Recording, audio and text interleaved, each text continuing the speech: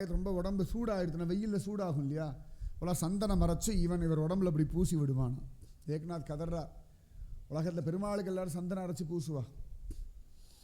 புரி ஜெகநாதங்களாம் சந்தனம் அரைச்சி அரைச்சி அரைச்சி அப்படி அப்புவார்கள்னு.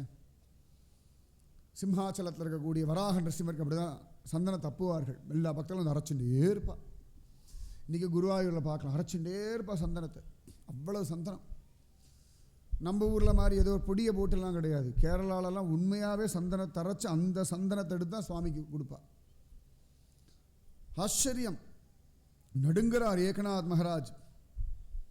சமயத்தில் இருக்கான், உடம்பு முடியல, பேதிலாம் ஆச்சுன்னா அவர் பக்கத்தில் நின்று தண்ணி எடுத்து கொடுத்துட்டுருக்கானா. கண்டியா கிருஷ்ணன், அகிலாண்ட கோடி பிரம்மாண்ட நாயகன் இவ்வளவு தூரம் இறங்கி வந்திருக்கான். கதர்றார். இவன் உள்ளே போயிட்டான். ஓடுறார் ஏகநாத், கண்டியான்னு ஓடுறார். இவர் ஓடுறதுக்குள்ளே மறைஞ்சுட்டான். இவ்வளவு நாள் இருந்தான், இப்போ இருக்கப்படாதா?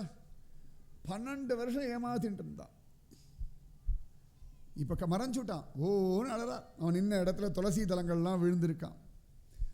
அப்போ கூட கடைசியில் அந்த தண்ணி கொண்டு வந்துருக்கான். அந்த குடம் அப்படி ஓரத்தில் இருக்கான். ஏகநாத் மகன் தண்ணி எடுத்து குடித்தார். ஏண்டா அப்படி பண்ணாய் ஹே துவாரகாதீசான்னு கதர்றார். அப்புறம் துவாரகாநாதன் பிரத்யக்ஷமாக காட்சி கொடுத்தான். சங்கம் சக்கரம் கதா பத்மம் எல்லாம் வச்சுண்டு ஜம்முன்னு நிற்கிறேன். வட்டமான முகம்.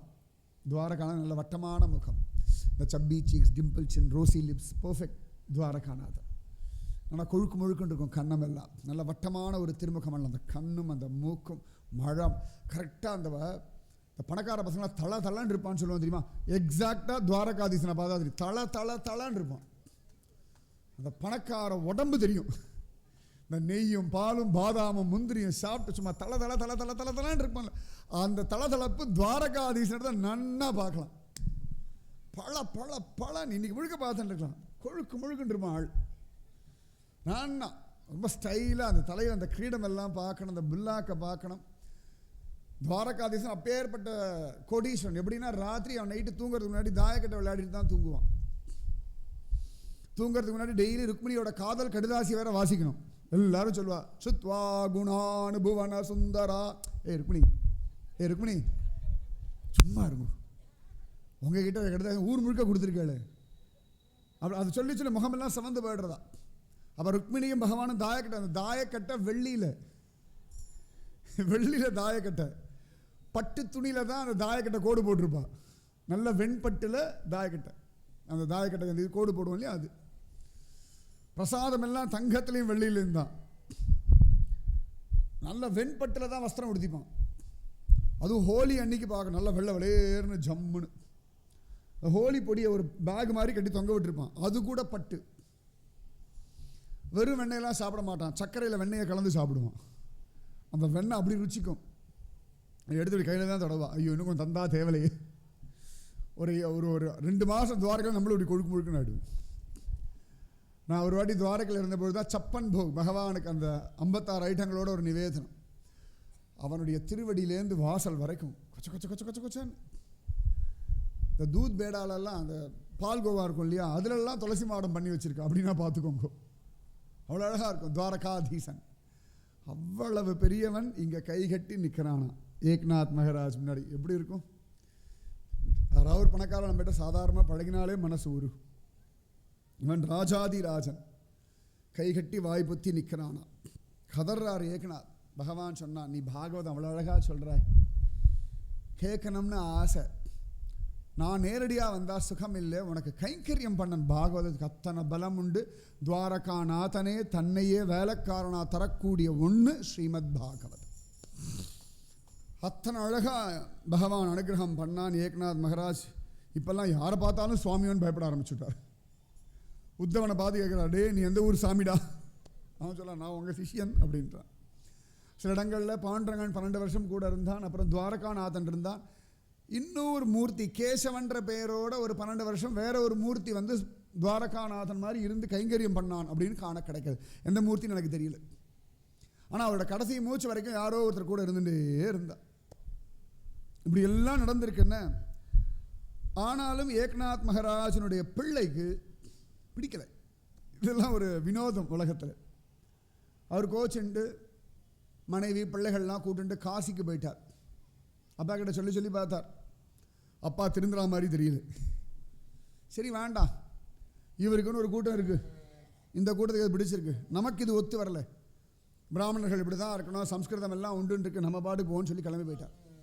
ஏக்நாத் மகாராஜ் எவ்வளவோ சொன்னார், எத்தனையோ சொல்லி பார்த்தார், கேட்கல, ஒன்றுமே கேட்கல. சரி பரவாயில்ல விட்டுவிட்டார். இந்த ஹரி அவர் பெரிய பண்டிதர், அவர் அழகாக போயாச்சு, அவருடைய சம்ஸ்கிருதத்துக்கு நல்ல மரியாதை இருக்குது, அங்கேயே வீடெல்லாம் கிடச்சி கொடுத்து நல்லா செட்டில் ஆகிட்டார். ஏக்நாத் மகாராஜுடைய மனைவி கிரிஜா மாதா ஒன்றும் சொல்லலை, அவர் பாட்டுக்கு கணவன் இட்ட வழக்கு அப்படி இருக்கா.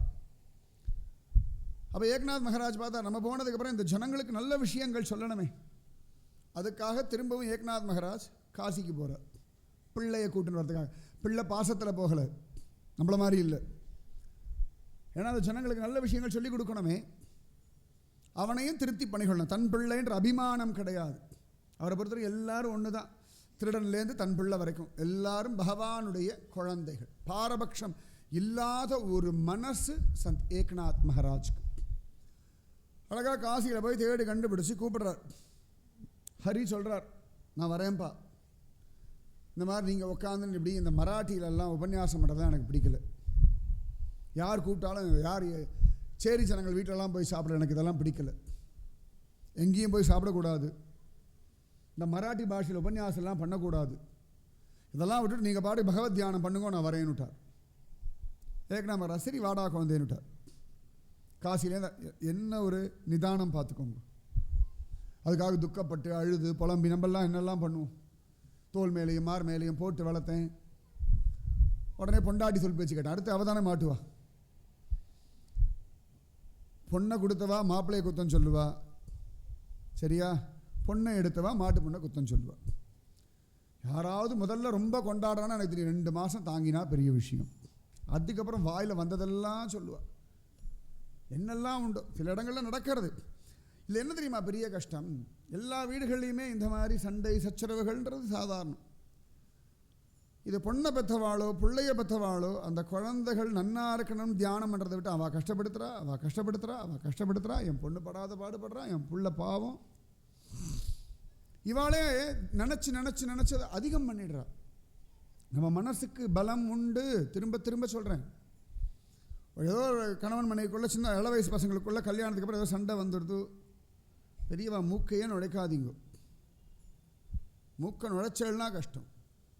ஏன்னா எப்பொழுதுமே நம்ம என்ன பண்ணோம், ஒரு சார்பாக தான் பேசுகிறோம், ஒரு சார்பாக தான் கேட்குறோம். நமக்கு வேண்டியவர்கள் அப்படின்னா அவர்கள் பக்கத்து நியாயத்தையே பேசின்னு இருப்போம். இது பெரிய கஷ்டம் இது உலகத்தில்.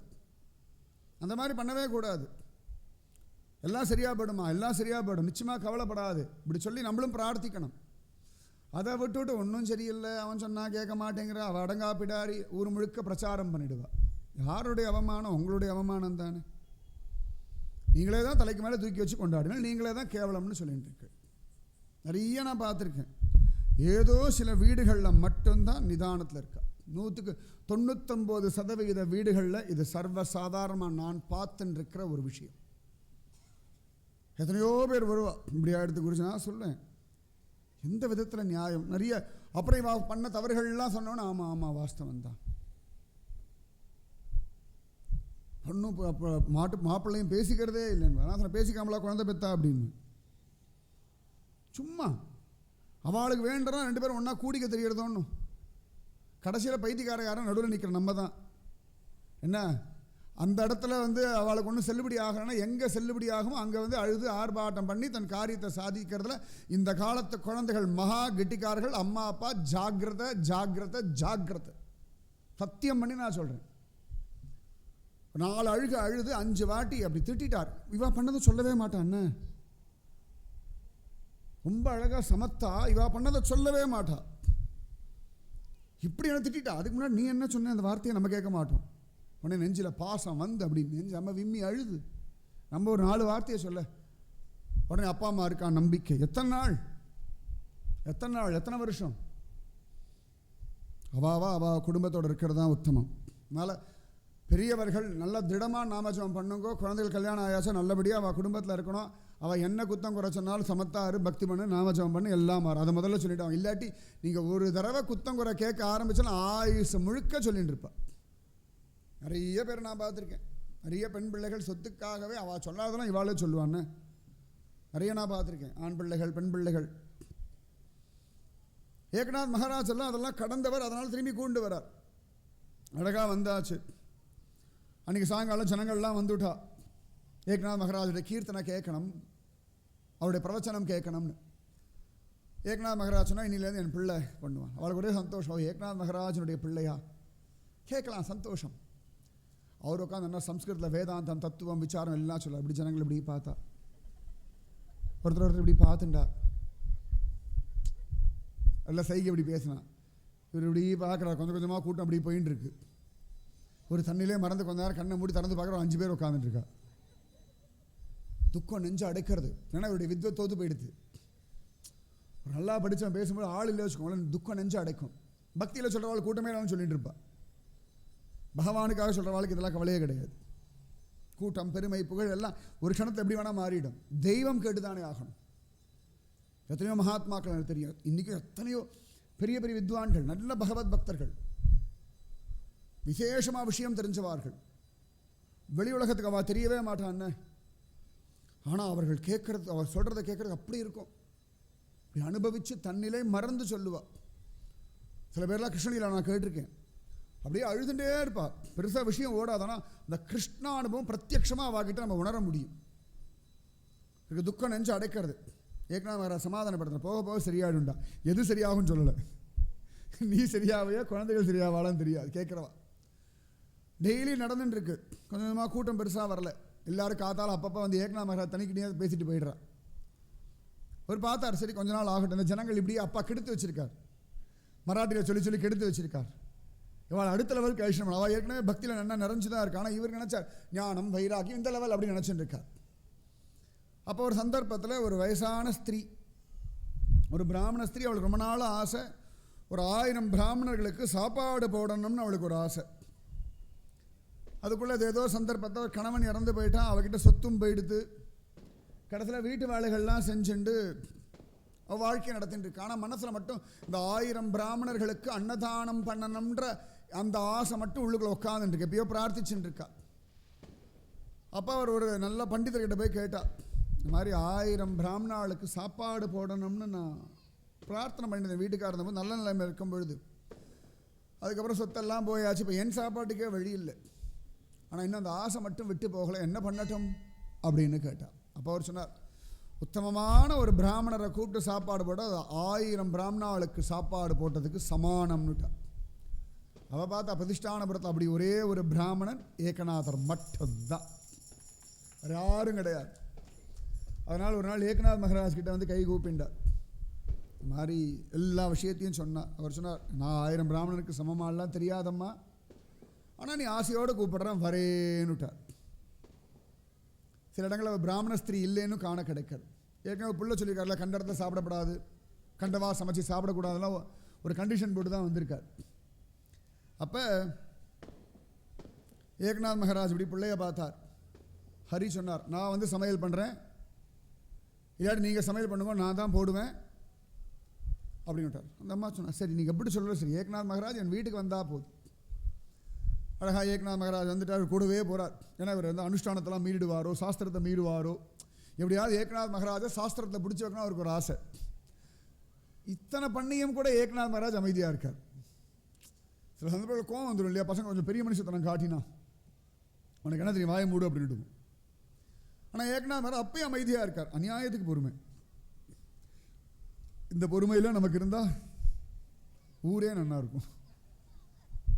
லோகா சமஸ்தா சுகினோ பவந்துன்னு சொல்லவே வேண்டாம். அந்த வீட்டிலேருந்து ஒரு சப்தம் கூட வெளில வராது. இப்போல்லாம் வீட்டுக்கு வீட்டு சப்தம் தானே. ஒன்று டிவி சப்தம், இல்லாட்டி சண்டை சப்தம், 2 தான் கேட்கும். ஏக்நாத் மகாராஜ் போனால் அழகாக உட்காந்தார். ஹரி பண்டிதரே பரிமாறான். அந்த அம்மா ஒவ்வொருத்தருந்து கை கூப்பிண்டார். ஏக்நாத் மகாராஜ் அழகாக ராம் கிருஷ்ண ஹரி வாசுதேவ ஹரி நன்னா சாப்பிட்டார். சாப்பிட்டு முடித்தார். இந்த அம்மா கை கூப்பினா, நான் இலையை எடுக்கலாமா? ஏக்நாத் மகாராஜ் சொன்னார், வேண்டாம் வேண்டாம்மா, ஹரியே எடுக்கட்டும். ஹரி ஒன்றால் எடுக்க முடியும் இல்லைப்பா. நான் எடுக்கிறேன். இலையெல்லாம் அவளே போட்டா மாதிரி இருக்குது. அவள் பரிமாறின மாதிரி ஒரு அந்த இலையை எடுக்கிறார். ஒரு இலையை எடுத்தார், கீழே ஒரு இலை இருந்தது. சரி 2 இலை போட்டிருக்கா போல இருக்கு. எடுக்கிறார். 3வது இலை எடுக்கிறார் 4வது இலை, எடுக்கிறார் 5வது இலை, எடுக்கிறார் 6வது இலை, 7 8 9 10 50 100 150 200 250 300 350 400 450 500 550 600 700 800 900 1008 இலைகள் கீழே நடுங்கிட்டார் ஹரி. பா என்னது இதுன்னார். எனக்கு தெரியாதுரா கண்ணா, எனக்கு ஒன்றும் தெரியாது. 1008 இலை இருக்கு, 1008 பிராமணா சாப்பிட்ட மாதிரி இலை இருக்கேன்னார். அது அவளுடைய பக்தின்றார் ஏகநாதர். ஹரி ஓடி வந்தார், அப்பா காலை பிடிச்சிருந்தார். அப்பா தப்பு பண்ணிட்டேன், உங்கள் மகத்துவம் எனக்கு தெரியல, நிச்சயமாக நான் பண்ணது தப்பு, என்னை மன்னிச்சுடுங்கன்னார். ஏகநாதர் தூக்கி ஆலிங்கனம் பண்ணிட்டார். அப்பா பக்திக்கு பாஷையே முக்கியம் இல்லை, மராட்டி பாஷை கேவலம்னு நீ எப்படி நினைக்கிறாய்? சந்த் நாமதேவர், ஞானேஸ்வரர் அவெல்லாம் மராட்டியில் தாண்டா பாடியிருக்கா, எந்த விதத்திலையும் கேவலமானது கிடையாது. பாஷை முக்கியம் இல்லை, பக்தி முக்கியம் அப்படின்னு உடனே ஹரி பண்டிதர் மாறினாராம். அன்னிலேருந்து அவர் அழகாக அப்பா பக்கத்தில் நின்று விசிறி வீச ஆரம்பிச்சுட்டார். சாயங்காலம் உபன்யாசத்துக்கு அழகாக அவர் உட்காரலான்னு, இவர் தான் உட்கார போகிறான்னு ஏற்கனவே நினச்சார்.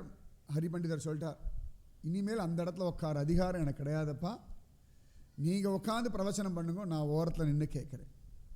அப்படி ஒரு மாற்றம் ஹரி பண்டிதருக்கு வந்துடுத்து. தன்னுடைய பொறுமையினாலேயே ஜெயிக்கிறார் ஏகநாதர். நம்மெல்லாம் அவசரத்தில் வார்த்தையை விட்டுடுறோம், வார்த்தையை மட்டும் விடக்கூடாது. எந்த ஒரு சண்டை வேணால் வரட்டும், எவ்வளவு வேணால் கேவலப்படுத்துகிறோம், வார்த்தையை மட்டும் விட்டுடாதீங்கோ, எடுக்க முடியாது. நீங்கள் சொன்ன வார்த்தை உங்களுக்கு அம்பா நின்றுருக்கு, அது எப்போ திரும்பும்னு தெரியாது. நம்ம வார்த்தையே விடாத வரைக்கும் யாரும் நம்மகிட்ட திரும்பி சண்டை போடவே முடியாது.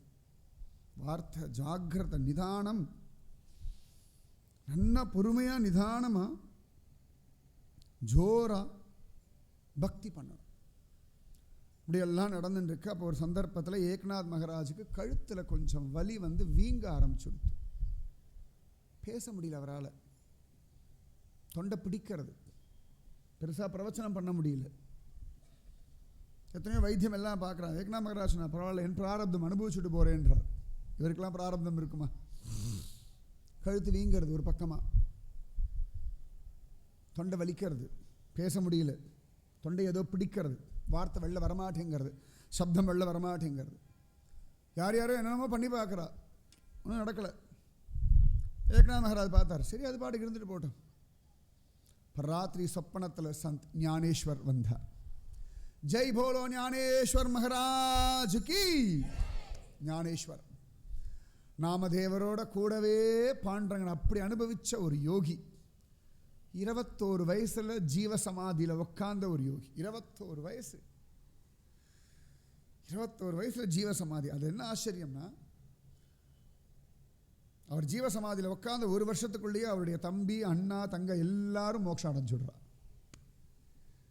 இவருக்கு 21 வயசுனா அவர் அண்ணாக்கு 23 வயசு, அவர் தம்பிக்கு 19, அவர் தங்க முக்தாபாய்க்கு 17 வயசு. எல்லாரும் ஒவ்வொரு இடத்துல மோட்சம் அடைஞ்சுடுறார். இன்றைக்கும் அவர்களுடைய சமாதியெல்லாம் இருக்குது. சோபான் தேவ், நிவர்த்திநாத், முக்தாபாய்க்கு சமாதியில் அப்படியே ஆகாசத்தில் ஐக்கியமாயிட்டா அப்படின்னு காண கிடைக்கிறது. ஞானேஸ்வரர் எருமையும் பேச வச்ச மகான், குட்டிச்சவரையும் நடக்க வச்ச மகான், அத்தனை பேருக்கும் பகவத் பக்தியை காட்டி கொடுத்த மகான், நாமதேவர் தோள் மேலே கைபோடு நடந்த மகான், பாண்டரங்கனோட பேசின ஒரு பெரிய ஒருத்தர், யோகி, ஆச்சரியமான ஒருத்தர். ஞானேஸ்வரர் சொப்பனத்தில் வரார். ஏக்நாத் மகாராஜ் சொப்பனத்திலே கை கூப்புறார். ஞானேஸ்வர் மகாராஜ் அப்படின்ற தொண்டை வரல, நமஸ்காரம் அப்படின்றார். ஞானேஸ்வர் இப்படி பார்க்குறார். இவரை பாதாதி கேசமாக ஞானேஸ்வர் மகாராஜ் பார்க்குறார். ஜம்முன அழகாக பத்மாசனம் போட்டு சின்முதிரை வச்சுட்டு உட்காந்துட்டு இருப்பார் ஞானேஸ்வர் மகாராஜ். நல்ல தேஜோமயமாக இருப்பார், நல்ல கலர், அழகாக ஜம்முன்னு உட்காந்துருக்கார். பெரிய முடியெல்லாம் வளர்த்துண்டு உட்காந்துருக்கார். சிற்றிடை நல்ல அகன்ற விசாலமான மார்பு. கழுத்தை பார்த்தா வித்தியாசமாக இருக்குது. என்னடான்னு பார்த்தா ஒரு மரத்துடைய வேர் அவர் கழுத்தை பிடிச்சு அப்படி சுருக்கின்னு இருக்கு. ஞானேஸ்வர் சொல்கிறார், கழுத்தை பிடிச்சுன்னு இருக்கிறத பார்த்துட்டு அவரும் அப்படி தொண்டை கட்ட கட்ட பேசுகிறார். ஏக்நாத், இந்த மரத்தினுடைய வேர் என்னை பிடிச்சுருக்கு. ஞானேஸ்வரர் சமாதியில் இருக்கிறது ஆலந்தி. ஆலந்தின்றது பூனா பக்கத்தில், தெஹு துக்காராம் அவரோட ஊர் பக்கத்தில். இது பன்றிபுரத்துக்கு இந்த பக்கம், சந்த் ஏக்நாதருக்கு பன்றிபுரத்துக்கு அந்த பக்கம், பைட்டன். ஒரு அக்கு மாதிரி இருக்கும் வச்சுக்கோங்களேன். இங்கே பன்றிபுரம், இங்கே பைட்டன், இங்கே ஆலந்தி, இப்படி இருக்கும் ஒரு முக்கோணம் மாதிரி அந்த போகிற வழி. அவர் சொல்கிறார், அவர் தொண்டை கட்டின்னு பேசுகிறார், இந்த அரச மரத்தினுடைய வேர் அதுக்கு பிடிமானம் கிடச்சோன்னே என் கழுத்தை பிடிச்சுன்னு இருக்கு. நீ அதை எடுத்து விட, நீ எடுத்து விடு, அப்போ தானாகவே உன் கழுத்து வலியும் உன் கழுத்து பிரச்சனையும் சரியாயிடும்னுட்டார். உடனே சொப்பனம் களைஞ்சு கொடுத்து அடுத்த நாள் கிளம்புறார் பக்தாவளை கொண்டு. அப்போல்லாம் ஆலந்தியில் புதர்மண்டி கிடக்கு கோவில்லாம். அது ஒவ்வொரு காலகட்டத்தில் அப்படி மகாத்மாக்களை மறந்துடுவோம். அப்புறம் யாராவது மகாத்மா புனருத்தாரணம் பண்ணுவார்கள். நம்ம ஆழ்வார் திருநகரி திருப்புலி ஆழ்வார் ஒரு காலத்தில் வெறும புதர்மண்டி கடந்த இடம் ஆழ்வார் திருநகரி முழுக்கவே. திருவாய்மொழி பிள்ளை வம்சத்தாரெல்லாம் தான் காடை திருத்தி திருப்புலி ஆழ்வார் கீழே நம்ம ஆழ்வாரெலாம் இருக்காருன்னு தெரிஞ்சு அதுக்கப்புறம் திருப்பி கோவிலை புனருத்தாரணம் பண்ணான். ஸ்ரீரங்கம் கோவில் ஒரு காலத்தில் மணல் மூடி கடந்தது. காவேரியில் வந்த வெள்ளத்தில் வெறும மணல் மூடி கடந்து அப்புறம் கிள்ளி வளவனுக்கு தான் பகவத் அனுகிரகத்தினால கோவிலை புனருத்தாரணம் பண்ணுற பாக்கியம் கிடச்சது. நிறைய உண்டு. அதுக்காக தான் எங்கேயாவது கோவில்கள்லாம் புனருத்தாரணம் பண்ணுறாங்கன்னா அவங்களால முடிஞ்சதை கொடுங்கோன்னு சொல்கிறோம். நம்ம சங்கர ராமேஸ்வரர் வைகுண்டபதி கோவில் புனருத்தாரணம் நடக்கிறது. எந்தெந்த விதத்தில் கொடுக்க முடியுமோ கொடுங்க. நீங்கள் தனியாக கோவிலில் கொண்டு கொடுத்தாலும் சரி, இல்லாட்டி நம்ம சத்சங்கத்தில் கொடுத்தா எல்லாருக்கும் சேர்த்தும் கொடுத்துருவோம். எப்படி வேணாலும் நல்லது நடக்கணும். நம்ம கோவில் நன்னா இருக்கணும். கோவில் நன்னா இருந்தால் நம்ம நன்னா இருக்க முடியும். உங்களுக்கே தெரியும், 10-20 வருஷத்துக்கு முன்னாடிலாம், அதுக்கு முன்னாடி 20 வருஷத்துக்கு முன்னாடிலாம் நவதிருப்பதிலாம் பாழ்பட்டு கிடந்த ஒரு காலகட்டம். அதுவும் ரெட்ட திருப்பதிலாம் போகவே மாட்டோம். ஆள்லாம் ரொம்ப பயங்கரமாக இருந்த காலகட்டம். இப்போ ஜம்முன்னு இருக்குது நவதிருப்பதி எல்லாம். அந்த மாதிரி ஆச்சரியமாக ஆலந்தி ஊரில் யாரும் போய் சேவிக்கிறதுல உள்ள, ஆனால் ஒரு பாட்டுக்கு உள்ள தியானத்தில் இருக்கார். ஞானேஸ்வர் மட்டும் ஜீவ சமாதி. அழகாக போயாச்சு. அப்படி தேடிண்டு போய் இந்திராணி நதிக்கரை வந்தாச்சு. அப்புறம் அந்த சித்தேஸ்வர் கோவில், சிவன் கோவிலில் தான் அழகாக ஞானேஸ்வரர் சமாதியில் உட்கார்றார். அழகாக அந்த இடத்துக்கு பக்கத்தில் இருக்க ஜனங்கள்லாம் கேட்டால் அவள்லாம் தெரியலேன்னுட்டா. யாரோ வயசானவர் இங்கே தான் சொல்ல கேட்டிருக்கேன்பான்னார். அப்புறம் அதுக்குள்ளே நுழையிறா. ஃபுல்லாக புதர்மண்டி கிடக்கிறது கோவிலுக்குள்ளே. அப்புறம் கொஞ்சம் கொஞ்சமாக புதரெல்லாம் சரி பண்ணி இப்படி பார்த்தா அழகாக சிவலிங்கம் ரொம்ப அழகாக இருக்கும். உள்ளே போய் தொடலாம். நம்ம அந்த சுவாமியை ரொம்ப அழகாக தொடலாம். அழகாக பார்த்தாச்சு. உள்ளே போயாச்சு. பெரிய ஒரு அரச மரம் நிற்கிறது. ஞானேஸ்வரருடைய அம்மா நித்தியம் பல 1000 தடவை சுற்றின அந்த அரச மரம் இன்றைக்கும் அங்கே இருக்குது. ஆனால் எல்லாம் தெரிஞ்சாச்சு. ஆனால் ஞானேஸ்வர் சமாதி கண்டுபிடிச்சுட்டான். மேலே இந்த பீடம் மாதிரி இருக்கும், திருவடியெல்லாம் வச்சு. இது உள்ளே எப்படி போகிறதுன்னு வழி தெரியல. கீழே இறங்கணும் இல்லையா, வழி எங்கன்னு தெரியல. உடனே ஏக்நாத் மகாராஜ் உட்காந்து தியானம் பண்ணுறார் ஞானேஸ்வர்கிட்ட. எந்த வழியாக நீங்கள் உள்ளே போனேன், எனக்கு வழி தெரியலையேங்க. அப்புறம் ஞானேஸ்வர் மகாராஜ் சொல்கிறார், சிவபெருமானுக்கு நேர் எதிர்க்க நந்திக்கு சைடில் வழி இருக்குன்றார். உடனே அங்கே போய் நின்று அழகாக நந்தி பக்கத்தில் இருக்க ஒரு கல்லை பெயர்த்து எடுத்தால் உள்ள படி இறங்கிறது. எல்லாருக்கும் வரத்துக்கு பயமாக இருக்குது. இப்படி உள்ளுக்குள்ளே இறங்கணுன்னா பல வருஷமாக மூடி கிடக்கிற இடம். ஏகநாதர் தனியாக இறங்குறார். உள்ள ஜம்மன் உங்களை அப்படி இறக்கி விட்டால் தெரியும். அப்படி உள்ளே இறங்குறார். கும் இருட்டு, வெளிச்சமே கிடையாது. உள்ளே நிறைய பூச்சி இதெல்லாம் வேறு வெளில வருது. துஷ்ட ஜந்துக்கள்லாம் வெளில அது பாடு கிடுக்கிடுன்னு யாரோ வராளேன்னு வெளில ஓடி வர்றது. ஏக்நாத் மகாராஜ் ஜோரா பகவன் நாமத்தை சொல்லி உள்ளே இறங்குறார். ராம் கிருஷ்ண ஹரி வாசுதேவ ஹரி, ராம் கிருஷ்ண ஹரி வாசுதேவன். அண்ணன் இருட்டு. இப்படி உள்ளே போக கொஞ்சம் கொஞ்சமாக வெளிச்சம் வர்றது. ஏக்நாத் மகாராஜ் அதிசயமாக இருக்குது. உள்ளே எப்படி இவ்வளோ வெளிச்சம் இருக்குது, விளக்கேற்றியும் கூட வைக்க மாட்டாள். இப்படி போக நன்னா வெளிச்சம். இப்படி வெளிச்சம் தெரியுதேன்னு போய் பார்த்தா தேஜோ மயமாக உட்காந்துருக்கார் ஞானேஸ்வர். ஜம்முன்னு அப்படி உட்காந்துருக்கார். அப்படி பார்க்குற ஏகநாதர் வந்தாலும் அப்படி கண்ணை திறக்கிறார். எப்படி ஆச்சரியமாக நம்மாழ்வார் மதுரகவி ஆழ்வாரை பார்த்து கண் திறந்தாரோ அந்த மாதிரி அழகாக அப்படி பொறுமையாக கண்ணை திறக்கிறார். லேசாக சிரிக்கிறார் ஞானேஸ்வர் மகாராஜ். ஏகநாதரை கையை கூப்பிண்டார். கிடுகிடு நடுங்கிறது உடம்பெல்லாம். எனக்கு படிச்சிருக்கார், ஞானேஸ்வரர் பற்றி தெரியும். பிரத்யக்ஷமாக பார்ப்போன்னு எதிர்பார்க்கல. என்ன அவரே கூப்பிட்டு வான்னு சொல்லி அழகாக கிருபை பண்ணி அப்படியே இருந்தார். ஏகநாத் மகாராஜ் நமஸ்காரம் பண்ணிகிட்டே இருந்தார். தேஜோமயமாக ஜொலிக்கிறாராம். அவர் 21 வயசில் எப்போ சமாதியில் உட்காந்து அதே மாதிரி அப்படியே இருக்காராம். இத்தனை வருஷம் ஆயிருக்கு. அதுதான் சித்த புருஷர்களுடைய பலம். நிறைய வருஷங்கள் ஆயாச்சுன்னு. ஞானேஸ்வர் நாமதேவர் காலத்துக்கு அப்புறமா ஏக்நாத் மகராஜ், அதுக்கப்புறமா துக்காராம் மகராஜோட காலம். ஒரு நூற்றாண்டு கழிஞ்சிருக்கும் வச்சுக்கோங்களேன் குறைஞ்சபட்சம். அப்போ கூட அப்படியே இருக்காராம் தேஜோமயமா சித்த புருஷரா ஞானேஸ்வர் மகராஜ். ஞானேஸ்வர் மகராஜ் சொன்னார் அப்படின்னு விட்டார், இதை எடுத்து விடுன்னு விட்டார். கரெக்டாக அந்த மேலே இருக்கிற மரம், ஞானேஸ்வர் நட்ட மரம் தான், அது கீழே அழகாக கழுத்தை பிடிச்சிருது, அதுக்கு சௌகரியமாக இருக்குன்னு. இந்த கொடியெல்லாம் மரத்தை பிடிக்கும் இல்லையா, இந்த மாதிரி வேர் அப்படி பிடிச்சின்னு இருக்கு. எனக்கு இப்பயும் எப்பயாவது தொண்டை கட்டினா முதல்ல அதுதான் ஞாபகம் வரும். உடனே நினச்சிப்பா அப்புறம் எப்படி தொண்டை சரியாடும். நிஜமாவே அது ஆச்சரியம். அது ஏக்நாத் மகராஜ் போகிறார், கை கூப்புறார், நான் உங்களை தொடணும், உங்களுடைய அந்த தெய்வீகத்தை அனுபவிக்கிற பலம் என் உடம்புக்கு கிடையாது. ஞானேஸ்வர் சிரிச்சார், உன்னால் முடியும்னுட்டார். அழகாக ஞானேஸ்வர் மகராஜ் திருவடி முதல்ல தொட்டார், கண்ணில் ஒத்தின்றார். அப்படியே கழுத்துக்கிட்ட கையெடுந்தார், நடுங்கிறது. ஏன்னா ஞானேஸ்வர் மகராஜ் பிரத்யட்சமாக பார்க்குறார். கொஞ்சம் கொஞ்சமாக அந்த வேர் அப்படி எடுத்து விடுறார். அது பல வருஷமாக அப்படி இறுக்கி பிடிச்சுருக்கா, வேர் வெளில வரமாட்டேங்கிறது. ஒரு அழகா ராம் கிருஷ்ண ஹரி வாசுதேவ ஹரி, ராம் கிருஷ்ண ஹரி வாசுதேவ ஹரி, ராம் கிருஷ்ண ஹரி வாசுதேவ ஹரி, ராம் கிருஷ்ண ஹரி வாசுதேவ, இப்படி எடுத்து விட விட விட ஞானேஸ்வர் மகராஜனுடைய கழுத்து நன்னா தெரியாது. இது தெரிய தெரிய தெரிய இவர் வீக்கம் குறையிறது. இது ஃபுல்லாக எடுத்து விடுறார். ஏக்நாமரா ராம் கிருஷ்ண ஹரி வாசுதேவ ஹரி அப்படின்னு இது எடுக்க எடுக்க அவர் கழுத்து சரியான இவர் கழுத்து சரியாகிறது. சமயத்தில் சில வியாதிகள் அனுகிரகம். ஏன்னா சில வியாதிகள் அந்த கோவிலுக்கு போ பரிகாரம் பண்ணுன்னு சொல்லுவா இல்லையா, அப்போ அந்த சுவாமியை பார்க்கறது ஒரு அனுகிரகம் கிடைக்கிறது இல்லையா. ஏக்நாமரா உள்ள போய்ட்டு எல்லாம் காத்துட்டு இருக்கா, வரவே வரல. அதெல்லாம் எடுத்துட்டு 3 நாள் இவரு சமாதியில் உட்காந்துட்டார். 3 நாள் ஏக்நாத் மகராஜனும் ஞானேஸ்வரும் தனியா என்ன பேசினாலோ என்ன அனுபவிச்சாலோ தியானத்தில் மட்டும்தான் நம்ம கண்டுபிடிக்க முடியும். எல்லா பரிகாரம் உள்ளே போனார், 3 நாள் கழிச்சு வந்தார்னு எதிர்கால ஒழிய என்ன நடந்ததுன்னு யாருக்கும் தெரியாது. இவ்வளோ விஷயம் வரைக்கும் ஓரளவுக்கு தெரியும்.